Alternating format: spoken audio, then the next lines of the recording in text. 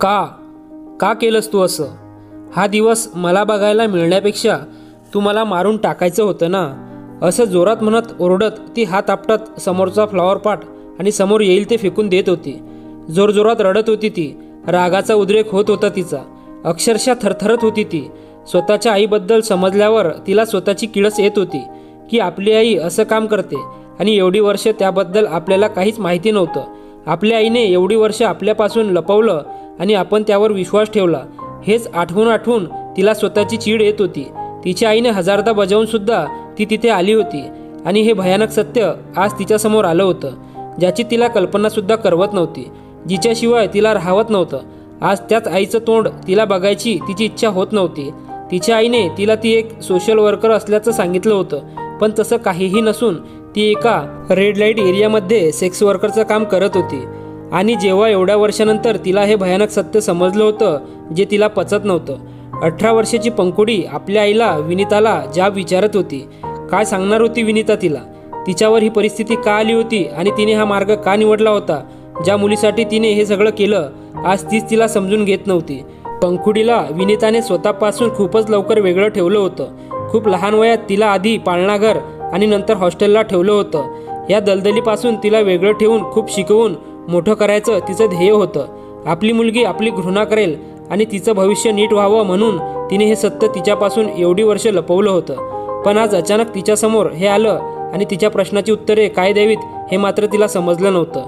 ती विचारात होती आणि तिकडे विनीतासुद्धा हतबल होऊन रडत होती. पंकुडीला काही दिवसापूर्वीच त्यांचं फोनवरचं बोलणे आठवले. पंकुडी, तुला मी हजारदा सांगितलं आहे इथे मला न कळता येत जाऊ नकोस आणि मी तुला फोन केल्याशिवाय मला तू करू नकोस. विनीता फोनवर तिला ओरडत होती. अगं मम्मा, असं का करतेस? काय झालं? मी तुला भेटायला आले तर. मम्मुडी, मला खूप आठवण आली तुझी. पंकुडी लाडत येऊन बोलते. अगं तुला जेव्हा आठवण येईल तेव्हा आपण बाहेर भेटत जाऊ किंवा मग तुझ्या हॉस्टेलवर, पण इथे नको. विनीता पंकुडीला समजावत बोलते. अगं पण मम्मा, मग तू हे काम सोड ना आणि जवळच इकडे दुसरं बघ, म्हणजे आपण एकत्र राहू. पंकुडी विनीताला नेहमीचा एकच तो प्रश्न विचारते. हो ग माझ्या राणी, सोडणार आहे, पण सध्या तरी नको. तू तुझ्या पायावर उभी राहिलीस की मी कामच करणार नाही, फक्त आराम करेन, मग तर झालं. विनीतासुद्धा नेहमीप्रमाणे उत्तरली. जाऊ दे, तू नाही ऐकणार माझं. पंकुडी नाराजीत बोलते.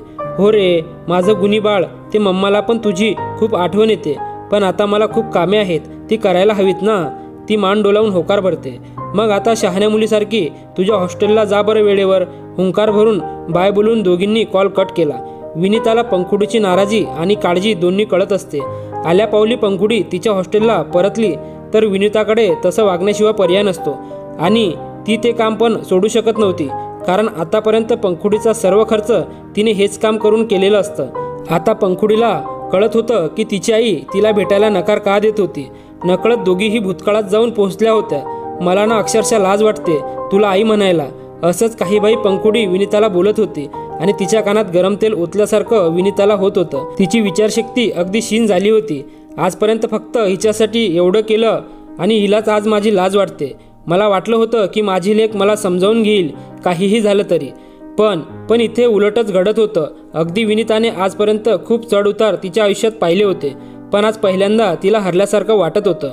तिच्या डोळ्यासमोरून तिचा भूतकाळ झरकन जात होता. साधारण 6 महिन्यापूर्वी त्या दिवशी ती खूप थकलेली असते. तिच्या अंगात कामासाठीचं काय पण काहीही करण्याची हिंमत नसते. तरी कशी तरी उठून ती गॅलरीमध्ये उभी असते. का तर आज गिराईक आलं तर त्याची सेवा करायला पण तिची त्यासाठी अजिबात इच्छा नसते, पण तिच्या इच्छेला कुठे तिथे महत्त्व होतं. क्यों रे आज उदास है तू? ये सडेला मुंह लेकर बैठी है. तोंडातील पान थुकून तिच्या इथे तिच्यासारखीच काम करणारी तिची मैत्रीण करुणा विनीताला बोलते. नाही ग, आज खूप थकल्यासारखं झालं आहे. विनीता उदास चेहरा करून पोटावर हात ठेवून म्हणाली. करुणा ही पण तिच्यासारखी सेक्स वर्कर असते, पण खूप सुंदर, गोरीपान, चुकून या उकिरड्यावर आलेली. भडक रंगाचा मेकअप करून तिने कमरेच्या खाली साडी नेसलेली, केस मोकळे सोडलेले आणि नेहमीप्रमाणे तोंडात पान कोंबून कोंबून भरलेला, जे ती फक्त चघळत होती. स्वभावाने मात्र विनीतापेक्षा वेगळी.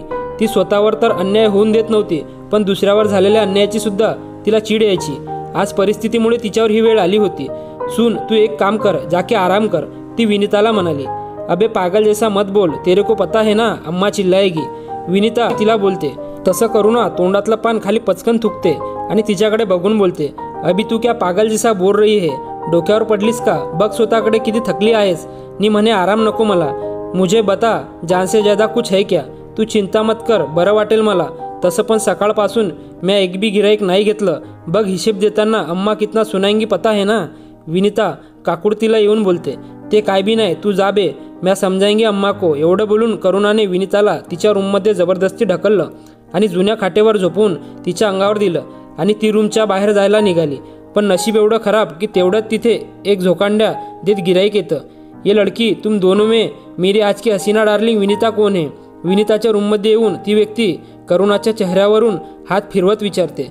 दारात डुलत आत आलेली ती व्यक्ती म्हणजे विनीतासाठी अम्माजीने पाठवलेला एक गिराईक होता, ज्याला बघूनच किळस यावी एवढा तो अंगाने बलदंड, रंगाने काळा आणि धारदार मिशी, पोट सुटलेला, लाल भडक डोळे आणि त्यातून वखवकणारी घाणेरडी नजर, तोंडातून येणारा देशी दारूचा वास. मैं हूँ असं बोलून विनीता उठून उभी राहते. तेव्हा करुणाला तिचा प्रचंड राग येऊन ती चिडते. अम्माने भेजा है क्या तेरे को. करुणा त्या माणसाला विचारते. त्याने होकार भरल्यावर ती परत त्याला म्हणते, तो तू वो साइड वाले खोली में चल, आज विनीताला नहीं जमणार. क्यों नहीं जमेगा उसको, और उस बात से मुझे फर्क नहीं पड़ता, जिसके लिए पैसे दिए हैं वही चाहिए मेरे को, समझा तुझे, अब साइड हो जा.